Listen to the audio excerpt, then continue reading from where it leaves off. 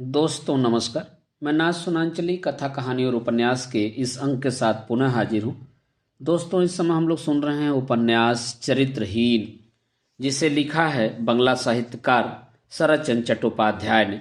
दोस्तों इस उपन्यास के अब तक मैं 13 कड़ियों का वाचन कर चुका हूँ, जिसे आप मेरे चैनल पर सुन सकते हैं।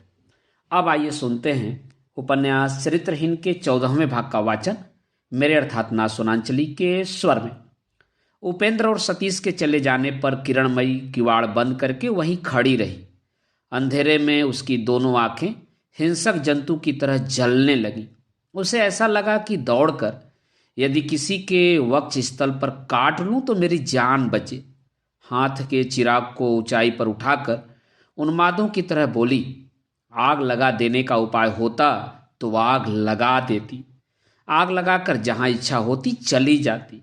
चिल्लाहट पुकार मचाकर थोड़ा थोड़ा करके वह जल जाते। शत्रुता करने का समय नहीं पाते। जाड़े की रात में भी उसके ललाट पर पसीना निकल पड़ा था। उसे हाथ से पोंछते पोंछते सहसा अपने को धिक्कार देकर वह बोल उठी, क्यों मैं खबर भेजने गई? क्यों अपने पैरों पर मैंने कुल्हाड़ी चला दी? लेकिन मैं निश्चित रूप से कह सकती हूं कि यह सब अभागिनी बुढ़िया का काम है। अपने लड़के के साथ मिलकर उसी ने ऐसी हालत पैदा कर दी है।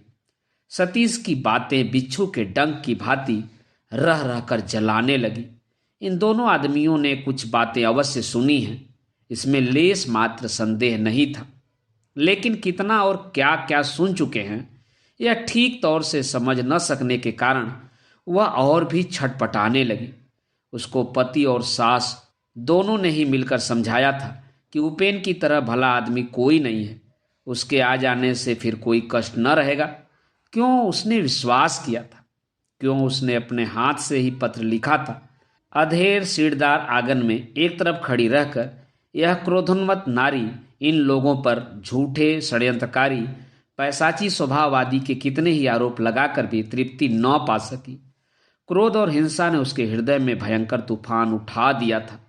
उसका कण मात्र व्यक्त कर देने की भाषा भी जब उसे याद नहीं पड़ी, तब वह तनमन से प्रार्थना करने लगी कि वह अर्धमृत आज ही रात को समाप्त हो जाए। 2 दिन के बाद सवेरे रसोई घर में बैठी किरण तरकारी काट रही थी। नौकरानी ने आकर खबर दी, डॉक्टर साहब आए हैं। किरण ने कहा, जाकर उनसे कह दे माँ आज अच्छी हैं। दासी कुछ आश्चर्य में पड़ गई। कुछ देर तक देखती रहकर बोली, वह उसी कमरे में बैठे हुए हैं। उसकी बात के विशेष अर्थ की ओर तनिक भी ध्यान न देकर किरण ने सहज भाव से कहा, उसकी दवा तो कोई खाता नहीं, फिर भी वह क्यों आता है मैं नहीं जानती। तुम अपने काम पर जा, वह स्वयं ही चला जाएगा। इस डॉक्टर की दवा काम में नहीं आती। दासी के लिए यह कोई नई बात नहीं थी, इसलिए इसके उल्लेख की कोई आवश्यकता नहीं थी। किंतु वह क्यों आता है, यह प्रश्न पूर्ण रूप से नया था। वह आश्चर्य में पड़कर सोचने लगी, कल संध्या को मैं घर चली गई थी। इसी बीच हठात कौन सी ऐसी घटना हो गई कि डॉक्टर का इस मकान में आना अनावश्यक हो गया। फिर भी साहस करके वह एक बार बोली, अच्छा मैं तरकारी काट देती हूँ, तुम एक बार हो आओ ना। किरणमयी अत्यंत रूखे भाव से बोली, तू जा, अपना कुछ काम काज हो तो जाकर कर। इस आकस्मिक तथा अत्यंत अनावश्यक उग्रता से दासी एकदम सहम गई। इस घर में वह बिल्कुल ही पुरानी न होने पर भी नई नहीं थी। इसके पूर्व भी ऐसे अकारण रूखेपन का परिचय वह पा चुकी है, किंतु ठीक इस प्रकार की बात स्मरण न कर सकी। कोई और समय होता तो वह भी शायद क्रोध करती, किंतु आज उसने नहीं किया। अति आश्चर्य से स्तब्ध रह गई। थोड़ी देर चुप रहकर धीरे धीरे उस कमरे के दरवाजे के पास जाकर बोली, वह काम में लगी हुई हैं, इस समय आप जाएं। डॉक्टर पैरों के पास बैग रखकर उस चौकी के पास बैठा था। बोला, काम में लगी हुई हैं, काम तो मुझे भी है। दासी ने कहा, तो जाओ न बाबू। डॉक्टर अवाक रह गया। बोला, एक बार जाकर कह दो, मुझे एक विशेष काम है। दासी ने कहा, आप समझते क्यों नहीं हो बाबू, मैंने खूब कहा है और अधिक न कह सकूंगी। वह सब मैं कुछ नहीं जानती, आज आप जाएं। यह कहकर वह चली गई। इस अवहेलना और लांछना ने पहले तो डॉक्टर को गंभीर आघात पहुंचाया, किंतु दूसरे ही क्षण एक लज्जाजनक दुर्घटना की संभावना उसके मन में उठने के साथ ही वह भीतरी बात क्या है सुनने के लिए व्याकुल हो उठा। उसको प्रतीक्षा करने में आपत्ति नहीं थी और प्रतीक्षा करता ही रहा, किंतु कोई भी लौटकर नहीं आया। तब खड़ा खड़ा कितना क्या सोचकर चले जाने का विचार करके बैग उठाकर जब खड़ा हुआ और निगाह उठाई तो देखा कि दरवाजे के सामने ही किरणमयी है। डॉक्टर ने अपने उद्धत अभिमान को रोक कर कहा, जरा हटो, बड़ी देर हो गई, और भी बहुत से रोगी राह देख रहे हैं। माँ जी अच्छी हैं ना? अच्छी हैं, कहकर किरणमयी एक और हटकर खड़ी हो गई, किंतु डॉक्टर के पैर उठे नहीं। फिर भी जाने का प्रस्ताव स्वयं ही करके खड़ा रहना भी कठिन हो गया। किरणमयी मुस्कुराने लगी, बोली, जाओ ना। डॉक्टर ने मुंह ऊपर उठाकर भौवें सिकोड़ कर कहा, तुम क्या समझती हो कि मैं जाना नहीं जानता? मैं क्या पागल हूं कि समझूंगी कि तुम जाना नहीं जानते? हाँ, डॉक्टर कितने रोगी तुम्हारी राह देखते होंगे, सुनो तो, कहकर और मुंह घुमाकर वह हंसने लगी। कुपित डॉक्टर की पहले यही इच्छा हुई कि उस मुंह पर थप्पड़ मारकर बंद कर दे, किंतु यह काम तो संभव नहीं था। केवल बोला, तुम जाओ। मैं कहाँ जाऊंगी, मकान है मेरा, जाना तो तुमको ही होगा। मैं जा रहा हूं, कहकर जो ही वह जाने को तैयार हुआ त्यों ही किरणमयी ने दोनों चौखटों पर हाथ रखकर मार्ग रोककर कहा, जा रहे हो, किंतु यह जानकर जाओ कि यहीं जाना अंतिम जाना है। उसके कंठ स्वर और चेहरे के आकस्मिक परिवर्तन से डॉक्टर सशंकित हो उठा, लेकिन मुंह से बोला, अच्छी बात है, यहीं अंतिम जाना है। किरणमयी बोली, सचमुच ही अंतिम जाना है, जबकि तुम आ गए हो तब स्पष्ट रूप से ही सब जान जाओ। अच्छा, वहां उस जगह बैठ जाओ, अब खोल कर कहती हूँ। यह कहकर डॉक्टर का बैग लेकर उसने स्वयं भूमि पर रख दिया और कुर्सी दिखाकर बोली, रसोई बन रही है, समय नहीं है, संक्षेप में कहती हूँ। इसी समय दासी ने आकर खबर दी, दो बाबू आ रहे हैं।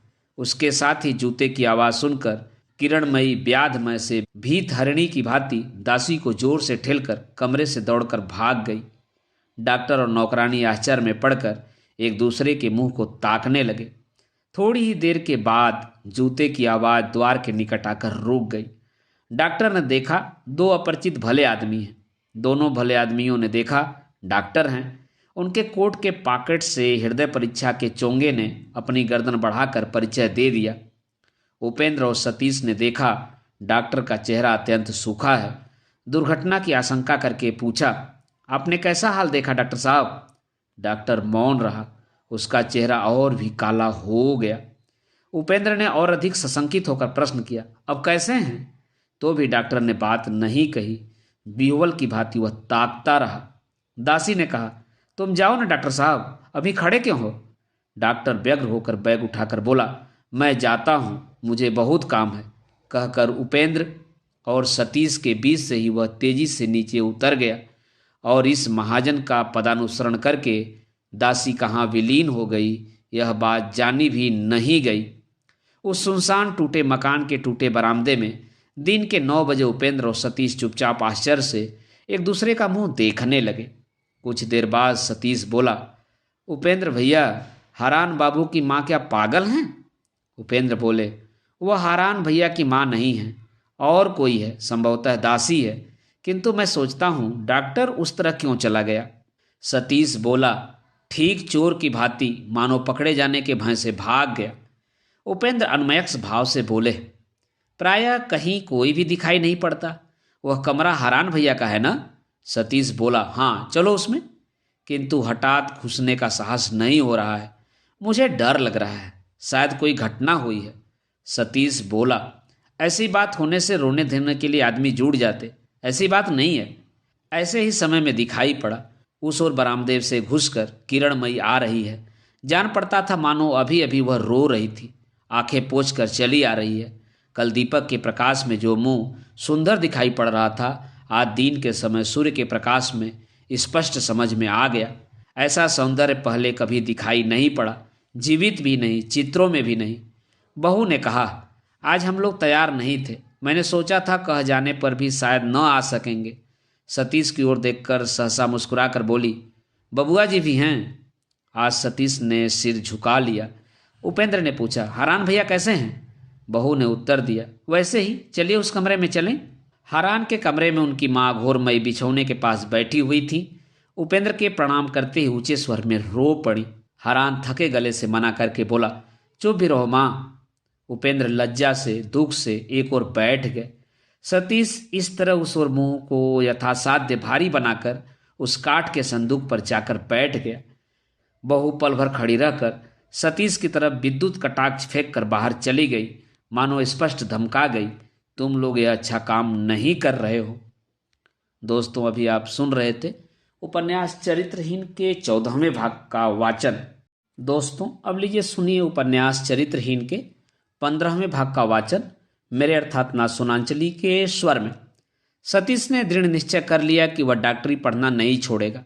इसलिए दूसरे दिन संध्या समय किसी से भी कुछ न कहकर वह बिहारी को साथ लिए अपने पुराने डेरे पर जा पहुंचा। वह मकान उस समय भी खाली पड़ा था। मकान मालिक से मिलकर उसने 6 महीने का बंदोबस्त कर लिया और निकट के ही हिंदू आश्रम में जाकर पता लगाकर एक रसोईदार नियुक्त कर लिया और प्रसन्न होकर बाहर निकल पड़ा। बिहारी से उसने कहा, हम लोग कल ही चले आएंगे, क्या कहते हो बिहारी? बिहारी ने अपनी सहमति प्रकट की। रास्ते में चलते चलते सतीश बोला, काम तो अच्छा नहीं हुआ बिहारी, जो भी हो उसने मेरे लिए बहुत कुछ किया है। इसके सिवा माना जाए तो मेरे लिए ही उसका डेरे का काम छूट गया। एक बार खबर देनी चाहिए। बिहारी समझ गया और चुप हो रहा। सतीश कहने लगा, जो कोई भी क्यों न हो, राह का भिखारी होने पर भी दुख में पड़ने पर उसकी खबर लेनी चाहिए, नहीं तो मनुष्य जन्म भी व्यर्थ है। किंतु मैं उसके मकान के अंदर न जाऊंगा, गली के अंदर भी नहीं, मोड़ पर खड़ा रहूंगा। तू एक बार जाकर मालूम कर आना, कष्ट में पड़ी है या नहीं। कष्ट में तो अवश्य पड़ गई है, वह मैं अच्छी तरह समझ रहा हूँ, इसलिए किसी तरह कुछ दे आना चाहिए। बिहारी चुपचाप पीछे चलने लगा। सतीश बोला, किंतु मुझसे वे बातें बताएंगी नहीं, तुमसे तो कुछ भी न छिपाएगी, तू समझ गया ना बिहारी? बिहारी ने फिर भी कोई बात नहीं कही। सावित्री की गली के मोड़ पर पहुंचकर सतीश खड़ा हो गया। बोला, अधिक देर मत करना। बिहारी ने गली में प्रवेश किया। सतीश आसपास इधर उधर टहलने लगा। दूर जाने का उसे साहस नहीं हुआ कि पीछे मूर्ख बिहारी उसको न देखकर और कहीं न चला जाए। 10 मिनट बाद ही बिहारी लौट कर आया और बोला, वह नहीं है। सतीश ने उत्सुक होकर पूछा, कब लौटेगी? बिहारी बोला, वह अब न आएगी। 2 महीने बीत रहे हैं, एक दिन भी नहीं आई। सतीश गैस के खंभे पर उठंग कर खड़ा हो गया। भीषण कंठ से बोला, झूठी बात है, तुझे धोखा दिया है। बिहारी ने भी दृढ़ भाव से सिर हिलाकर कहा, किसी ने धोखा नहीं दिया, सचमुच ही अब वह नहीं आती, सचमुच ही वह अपने घर चली गई है। उसके घर की वस्तुएं पड़ी हुई हैं। वे कौन ऐसी चीजें हैं बाबू कि उनके लिए मोह होगा? सतीश ने क्रुद्ध होकर कहा, वह कौन बहुत धनवान है कि मोह नहीं होगा? तो बिल्कुल ही मूर्ख है, इसलिए तू समझकर चला आया कि वह अब आती ही नहीं। क्या यह हो सकता है बिहारी? वह लापता हो गई और किसी ने उसका पता नहीं लगाया? मैं पुलिस को खबर कर दूंगा। बिहारी मौन होकर मुंह झुकाए खड़ा रहा। सतीश बोला, मोक्षदा क्या कहती है? वह नहीं जानती? मैं विश्वास नहीं करता, वह अवश्य जानती है। मैं जा रहा हूं उसके पास। बिहारी व्यग्र हो उठा। बोला, अब आप मत जाइए बाबू। क्यों नहीं जाऊंगा? क्यों, वे लोग छिपा रहे हैं? मैं क्या किसी को खाद डालने के लिए आया हूं कि मुझसे छिपाना चुराना? मैं कहता हूं जैसे भी हो सकेगा मैं जानूंगा कि वह कहाँ है। बिहारी ने डर कर कहा, उसकी मौसी का दोष नहीं है बाबू। सावित्री अपनी इच्छा से ही मकान छोड़कर चली गई, झगड़ा करके गई है, किसी को खबर देकर नहीं गई है। सतीश धमका कर बोला, फिर भी तू कहता है कि वह कहकर नहीं गई है? जरूर बता कर गई है, अवश्य ही बता गई है।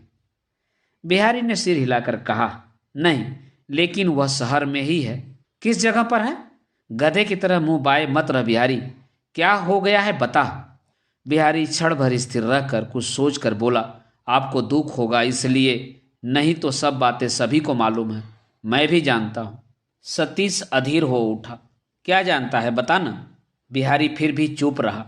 सतीश चिल्लाकर बोला, तेरे पैरों पर गिरता हूं हरामजादे, जल्दी बता। बिहारी उसी क्षण भूमि पर सिर टेक कर जूते की धूली सिर पर चढ़ाकर सिसकते हुए बोला, बाबू मुझे आपने नरक में डुबा दिया, तनिक आड़ में चलिए कहता हूं। यह कहकर अंधेरी गली में घुसकर एक और खड़ा हो गया। सतीश सामने खड़ा होकर बोला, क्या है? बिहारी ने गला साफ करके कहा, सावित्री की मौसी का विचार है कि वह आपके पास है, लेकिन मैं जानता हूं ऐसी बात नहीं है। सतीश अधीर होकर बोला, तू खूब पंडित है, यह मैं भी जानता हूं। उसके बाद क्या है बता? रुकिए बाबू, बता रहा हूं, कहकर बिहारी फिर एक बार गला साफ करके बोला, मुझे खूब आशा हो रही है कि। क्या आशा हो रही है? बिहारी विवश होकर बोल उठा, वह कहीं चली गई है, उसी विपिन बाबू के पास ही। कौन? हमारा विपिन? हाँ बाबू, वे ही। हाँ हाँ, वहाँ बैठिएगा मत, स्नान करना पड़ेगा, दुनिया भर के लोग वहाँ ही। सतीश ने उस बात को कानों में ही जाने नहीं दिया। उस ओर की दीवार पर पीठ टेक कर सीधा होकर बैठकर सूखे गले से उसने पूछा, तो फिर उसकी मौसी ने कैसे समझा कि वह मेरे पास है? बिहारी ने कहा, सावित्री ने जिस दिन बिपिन बाबू को अपमानित करके विदा किया, उस दिन स्पष्ट रूप से उसने कहा था वह सतीश बाबू के सिवाय और किसी के पास न जाएगी। मकान के लोग आड़ में रहकर उन लोगों का झगड़ा सुन रहे थे। सतीश ने उठकर पूछा, तो तुझे किस तरह पता लग गया कि वह बिपिन बाबू के पास गई है? बिहारी फिर एक बार हिचकिचा गया। सावित्री के आगे वही जो न बताएगा कहकर घमंड दिखा आया था, वह बात याद पड़ गई। बोला, मैं अपनी ही आंखों से देख आया हूं। सतीश चुपचाप सुनने लगा। बिहारी ने कहा, घर बदलने के दूसरे दिन दोपहर को मैं आया था, तब विपिन बाबू सावित्री के बिछौने पर सो रहे थे। सतीश ने डांट कर कहा, झूठी बात है। फिर बिहारी से पूछा, सावित्री कहाँ थी? सावित्री उस कमरे में थी। बाहर निकलकर उसने मुझे चटाई बिछाकर बैठाया। पूछने लगी, बाबू लोग नाराज हुए या नहीं? हम लोगों ने घर बदल क्यों दिया? यही सब। फिर उसके बाद मैं बिगड़ कर लौट आया, तब वह बाबू के साथ चली गई। इतने दिनों तक तूने क्यों नहीं बताया? बिहारी मौन रहा। सतीश ने पूछा, तूने स्वयं अपनी आंखों से देखा या सुना है? नहीं बाबू, अपनी ही आंखों से देखी हुई घटना है, बहुत ध्यान से देखा है। मेरे पैर छूकर शपथ ले, तेरी आंखों से देखी हुई बात है। ब्राह्मण के पैरों पर हाथ रख रहा है, याद रहे। बिहारी सतीश के पैरों पर हाथ रखकर बोला, यह बात मुझे दिन रात याद रहती है बाबू, मेरी अपनी ही आंखों की देखी हुई घटना है।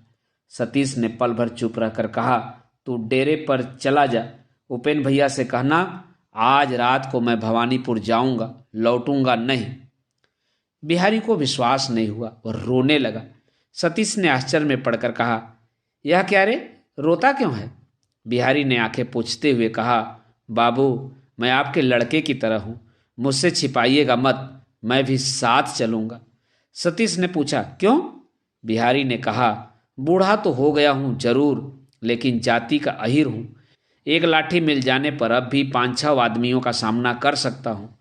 हम दंगा भी कर सकते हैं और जरूरत पड़ने पर मरना भी जानते हैं। सतीश ने शांत स्वर से कहा, क्या मैं दंगा करने जा रहा हूं, मूर्ख कहीं का? यह कहकर वह चला गया। बिहारी अब जान गया बात झूठी नहीं है, तब आंखें पोंछकर वह भी चला गया। सतीश मैदान की तरफ तेजी से जा रहा था। कहाँ जाना होगा इसका निश्चय उसने नहीं किया, लेकिन कहीं उसको मानो शीघ्र ही जाना पड़ेगा। इस बात का वह निसंदेह अनुभव कर रहा था कि एक ही क्षण में उसके चेहरे पर एक ऐसा भद्दा परिवर्तन हो गया है जिसे किसी जाने पहचाने आदमी को दिखाना उचित नहीं। मैदान के एक सुनसान भाग के नीचे बेंच पड़ी हुई थी। सतीश उसके ऊपर जाकर बैठ गया और निर्जन स्थान को देखकर शांति मिली। अंधेरे में वृक्ष के नीचे बैठकर पहले ही उसके मुंह से निकल पड़ा, अब क्या करना चाहिए? यह प्रश्न कुछ देर तक उसके कानों में अर्थहीन प्रलाप की भांति घूमता रहा। अंत में उसको उत्तर मिला, कुछ भी नहीं किया जा सकता। उसने प्रश्न किया, सावित्री ने ऐसा काम क्यों किया? उत्तर मिला, ऐसा तो कुछ भी नहीं किया है जिससे नए सिरे से उसको दोष दिया जा सके। उसने प्रश्न किया, इतना बड़ा विश्वास का काम उसने क्यों किया?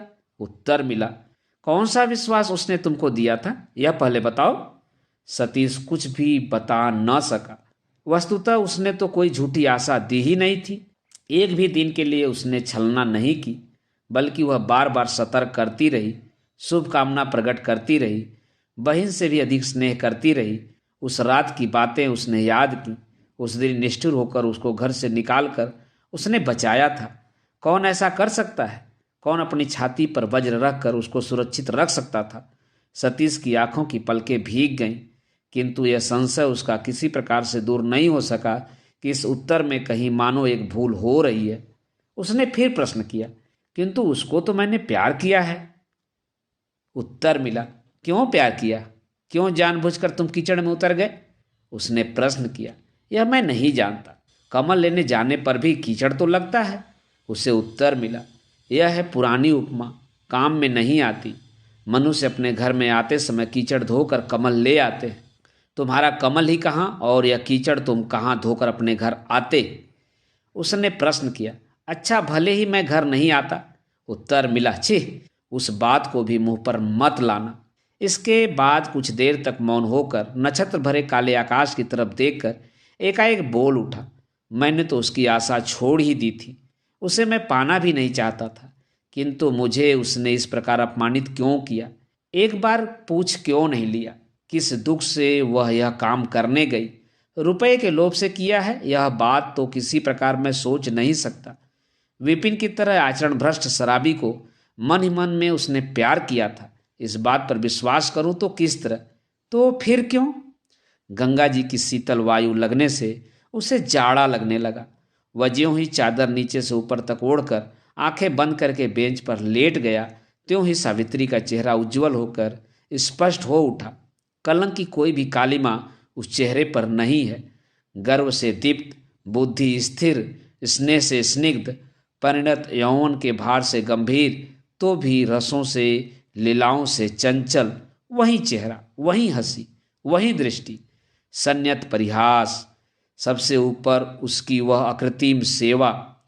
इस प्रकार स्नेह उसे इतनी उम्र में कब कहाँ मिला था?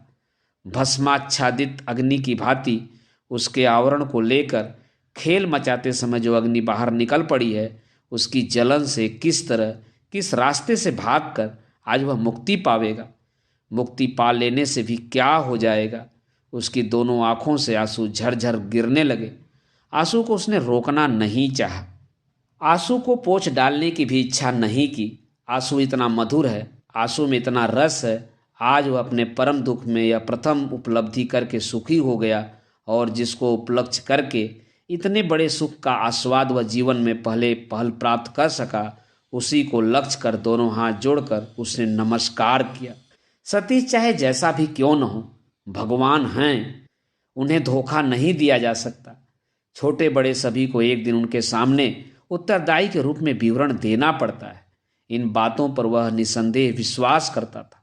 आंखें पोंछ कर वह उठ बैठा और मन ही मन बोला, भगवान, किसके हाथ से तुम किस समय किसको क्या देते हो, कोई बता नहीं सकता। आज तुम्हारी ही आज्ञा से सावित्री है दाता, मैं हूँ भिखारी। इसलिए वह भली हो बुरी हो यह विचार और जो भी करे मैं न करूं। मेरे हृदय में सब जलन विद्वेष तुम पोंछ डालो, उसके विरुद्ध मैं कृतघ्न न बनूं।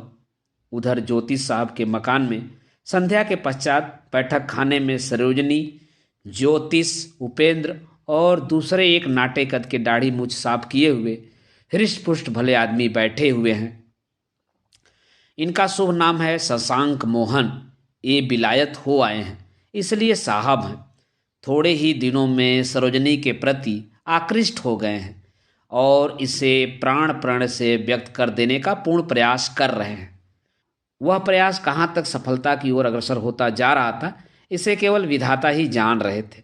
आज सतीश का प्रसंग छिड़ गया था। उपेंद्र उसके असाधारण शारीरिक बल तथा अलौकिक साहस का इतिहास समाप्त करके आश्चर्यजनक कंठस्वर और उसकी अपेक्षा आश्चर्यजनक शिक्षा की बात उठा चुके थे। निकट ही सोफे पर बैठी हुई सरोजनी दोनों हाथों पर अपनी ठूडी रखकर झुकी पड़ी हुई उदासीन चित्त से सुन रही थी। उसी समय बिहारी ने भग्न दूत की भांति कमरे में प्रवेश करके सतीश के भवानीपुर चले जाने का समाचार घोषित कर दिया। उपेंद्र ने आश्चर्य में पड़कर प्रश्न किया, उसके कौन है वहाँ? बिहारी संक्षेप में नहीं जानता कहकर चला गया। सतीश के लिए सभी प्रतीक्षा कर रहे थे, अतः सभी निराश हो गए। सरोजनी सीधी होकर बैठ गई और हठात लंबी सांस लेकर बोली, तो अब क्या होगा? ज्योतिष उनके मुख की ओर देखकर स्नेह के साथ धीरे से हंस पड़े। लेकिन केवल शशांक मोहन निराश न हुए। बल्कि प्रसन्न होकर प्रस्ताव किया, अब सरोजनी ही कर्णधार बन जाए। संगीत से कितने परिमाण में आनंद प्राप्त करने की शक्ति उनमें थी, इसे वही जानते थे। लेकिन सरोजनी की आपत्ति प्रकट करते ही बोल उठे, वरन मैं तो कहता हूँ पुरुषों के गीत गाना उनके लिए भूल है। उनका गला स्वभावतः ही मोटा और भारी होता है, इसलिए उनकी शिक्षा कितनी ही क्यों न हो और कितनी ही अच्छी तरह गाने का प्रयत्न क्यों न करें, किसी तरह सुनने योग्य नहीं हो सकता। इस कथन का और किसी ने यद्यपि कुछ विरोध नहीं किया, लेकिन सरोजनी ने किया। वह बोली, आपके लिए अवश्य योग्य नहीं है। हारमोनियम पियानो के नीचे भारी मोटे पर्दों को तैयार करना संभवतः भूल है, लेकिन फिर भी वे सब तैयार हो रहे हैं, लोग खरीद भी रहे हैं। शशांक मोहन के पास इस बात का उत्तर नहीं था। वह अपने गोरे चेहरे को जरा लाल बनाकर कोई बात करने जा रहे थे, लेकिन सरोजनी एकाएक उठ खड़ी हुई, बोली, माँ को खबर दे आऊं? नहीं तो वे खाना लेकर बैठी रहेंगी। उपेंद्र चौंक कर बोले, ओहो, उसका खाना पीना संभवतः उधर ही हो रहा होगा।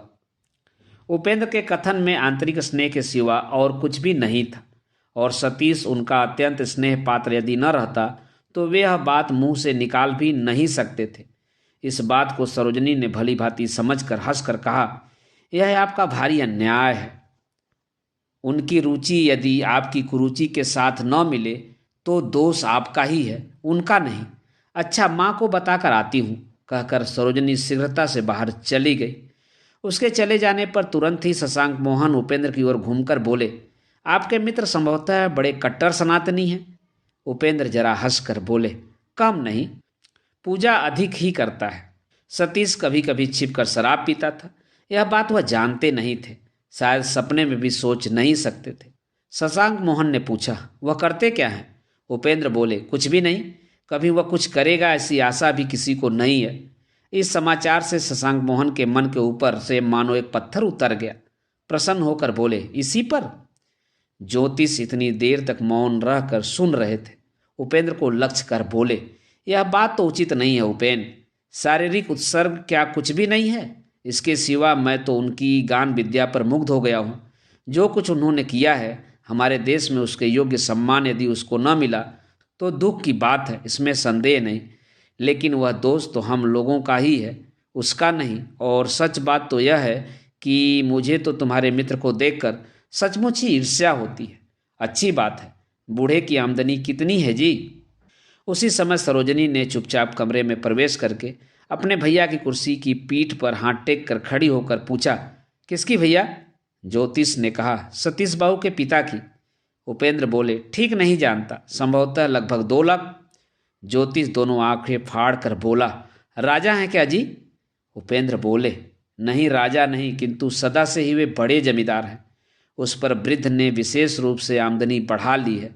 ज्योतिष कुर्सी पर उठंग कर एक लंबी सांस लेकर बोले, बिल्कुल ही सौभाग्य के प्रिय पुत्र। स्वास्थ्य, शक्ति, रूप, ऐश्वर्य, मनुष्य जिन सब की कामना करता है, एक पात्र में सभी विद्यमान हैं। उपेंद्र हंसने लगे, अंत में बोले, एक भयंकर दोष भी है, दूसरों का दोष अपने ऊपर ले लेता है। असमय में अपने सिर विपत्ति ढोकर यदि मर न जाए तो तुम जो कह रहे हो वह सब ठीक ही है। ज्योतिष सीधे हो उठ बैठे, बोले, विपत्ति ढोकर मर जाएगा क्यों?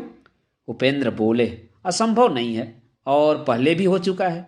क्रोध नाम की वस्तु उसके शरीर में जैसी भयंकर है, प्राणों का मोह भी ठीक उसी परिमाण में कम है। इस कलयुग में रहते हुए भी जिनकी न्याय अन्याय संबंधी धारणा सतयुग की भांति रहती है, और क्रोध में आ जाने से जिसको हिताहित का ज्ञान नहीं रहता, उनके बचे रहने या न रहने पर मैं तो अधिक विश्वास नहीं रखता। सह सकना भी एक शक्ति है। बिना मांगी सहायता करने का लोभ रोक रखना भी विशेष अवस्था में आवश्यक होता है। इसको तो वह समझता ही नहीं। वह मानो उस युग के यूरोप का नाइट है, इस युग में बंगाल में आकर जन्म ग्रहण किया है। ज्योतिष हंसकर बोले, लेकिन कुछ भी कहो, सुनकर श्रद्धा उत्पन्न होती है। उपेंद्र बोले, नहीं भी होती। संसार में रहना है तो बहुत सी छोटी मोटी बुरी वस्तुओं को तुच्छ मान लेना पड़ता है। यह शिक्षा आज तक उसे नहीं मिली है। किसी दिन मिलेगी भी या नहीं मैं नहीं जानता, लेकिन यदि नहीं मिली तो अंतिम परिणाम अच्छा न होगा, उसका भी नहीं, उसके आत्मीय मित्रों का भी नहीं। ज्योतिष बोले, लेकिन तुम उसके आत्मीय मित्र हो, तुम क्यों नहीं सिखाते? उपेंद्र के मुंह पर हंसी फूट पड़ी। बोले, मैं उसका मित्र हूं अवश्य, लेकिन इस शिक्षा का भार ऐसे मित्र पर नहीं है जो सब मित्रों से बड़े होंगे, जो सभी आत्मियों के ऊपर आत्मी होंगे। इस विद्या को या तो वे ही सिखाएंगे या चिरकाल तक उसको अशिक्षित ही रहना होगा। सरोजनी इतनी देर तक मौन होकर सुन रही थी। अब मुंह घुमाकर शायद उसने जरा हंसी छिपा ली। उपेंद्र बोले, किंतु सतीश की बात आज यहीं तक, मुझे उठना पड़ेगा, 2 चिट्ठियां लिखनी है।